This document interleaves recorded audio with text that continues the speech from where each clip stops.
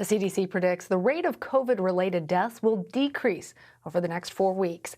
The U.S. has delivered over 127 million vaccine doses. More than 95 million doses have already been administered, and nearly 10% of the population is now fully vaccinated. The U.S. has surpassed 29 million coronavirus cases, though 529,000 people have died. Many states, though, are lifting restrictions, including Texas, and that's where Janet Chamlian reports from. Lunch? Right this way, ma'am. Texas is back in business. The beaches of Galveston beckon, and restaurants are packed. After a year of lockdown, a line out the door, what's that like? Today, being the first day in Texas where we can open at 100% capacity, is just refreshing. And after a year of varied lockdown measures, from no occupancy to 25% occupancy to 75 and back to 50%, we're just very thankful to be open at 100% capacity again. It's a new normal.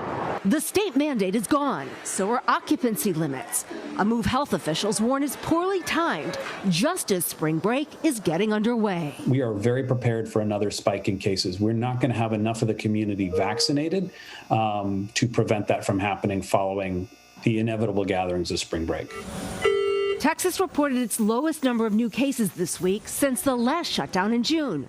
But average daily deaths are currently more than 7 times higher. Kids are suffering. Open schools now. In California, the reopening process is moving slower, but tonight there's a deal to reopen the nation's second largest school district in April. Some Los Angeles students have been out of classrooms almost a year. I'm excited. I'm hopeful. You know, it's been a really long year. And starting today, nursing home visits nationwide can happen inside. Vaccinations and declining cases allowing for the loosest restrictions in 12 months. We have enormous concern regarding the emotional distress caused by isolation. We have achieved herd immunity. These residents of a senior living community in Virginia celebrated being vaccinated by giving COVID a whack. Feels like we got our life back. Freedom. Feels like total freedom and peace of mind. Here in Galveston, the big crowds for spring break are expected starting this weekend, but they won't all be students. A number of colleges and universities have either canceled the break or scaled it back to just a couple of days, hoping that students won't travel or attend mass gatherings. Lana? Interesting strategies. All right, Janet, thank you. For more now, I'd like to bring in Dr. Dara Kass. She's an emergency room doctor at the Columbia University Medical Center and a medical contributor for Yahoo News. Dr. Kass, thanks as always for being here and for all that you do. So let's get right into it. The CDC predicts that the number of COVID-19 deaths will decrease over the next 4 weeks. Tell us, why is that?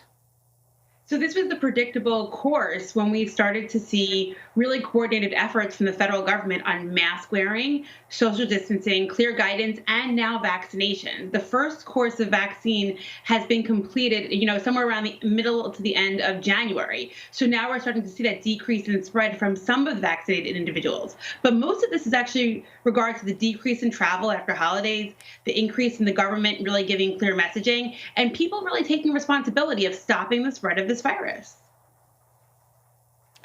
Well, we've heard health experts argue that it's premature for states to be easing restrictions. The question has become a political one in this country. As a doctor, what do you think should be the benchmarks for reopening safely? So it's so interesting, right? Because in April of last year, we started to see these guidance, the benchmarks of what you would look for to start easing restrictions, and then nobody followed them, certainly not across the country. What we know is that if your cases are going down, you have a certain number of cases per 100,000, let's say, or your positive test rate when you're doing robust testing is low enough. You can start to increase your gathering size, decrease your restrictions. But one of the things we want to not do is get rid of mask recommendations. So unfortunately, in the states that are opening up wide, they're also saying, by the way, you don't need to wear a mask. And that's really where the whole system falls apart. States like Texas and Mississippi that are just letting go of their mask mandates right now are really going to be in for some serious hurt in a few weeks, because the people that are in those states are just letting go of their masks for no good reason, while they're also increasing the density at their dining restaurants, their gyms, and other gathering spaces. So you're saying keep on the masks and start by easing restrictions in terms of some of those things that have more economic impacts, like the seating capacity at various venues and different industries that can start to reopen. That is the most important thing. There's no logical reason from an economics perspective when you would get rid of mask mandates or mask recommendations. There is nothing about wearing a mask that prevents you from going to a store, going to a restaurant, or even going to the movies. So we should keep those mask recommendations in place while slowly increasing our gathering in places that help our local economies. It just doesn't make any sense from a public health or an economic standpoint. It seems like it's just for political gain and nothing else. Well, you work in the emergency room. I'm wondering, have you personally begun to see any of the effects of more people actually being vaccinated? So we've seen slowly over the past few weeks a decrease in the number of cases of severe COVID coming in. We're still seeing some, people that have, the upper respiratory symptoms able to go home, not really needing to get hospitalized. But remember, this is a long course. It's a year of this pandemic. We don't really call a lot of victories too soon. What we know is as more people get vaccinated, fewer people will get hospitalized and fewer people will die. And this is the future we're looking forward to. All right, one more question for you, Dr. Kass. A study released in the Nature Medicine journal Wednesday shows that people infected with COVID who experience more than 5 symptoms in their first week of illness may be more likely to have long COVID. There's been a lot of discussion recently, I've noticed, about long COVID. What do you make of these findings, and what more can you tell us about what we're learning about this new strain? I guess it's not a new strain of the virus, but for people who are having this prolonged time that they're dealing with COVID.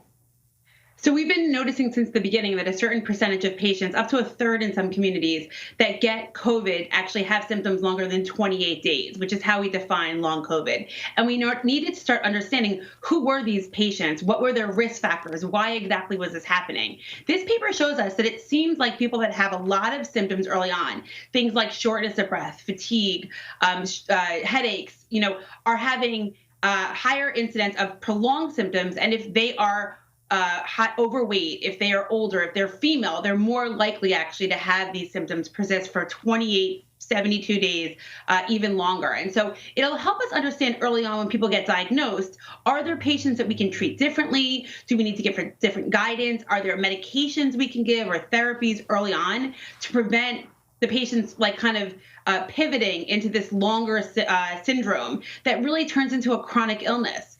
We're now going to have to deal with the fact that if millions of Americans have gotten COVID, there will be a certain number that will have a new chronic disease that we have to deal with while we actually get out of this pandemic and rebuild our healthcare system writ large.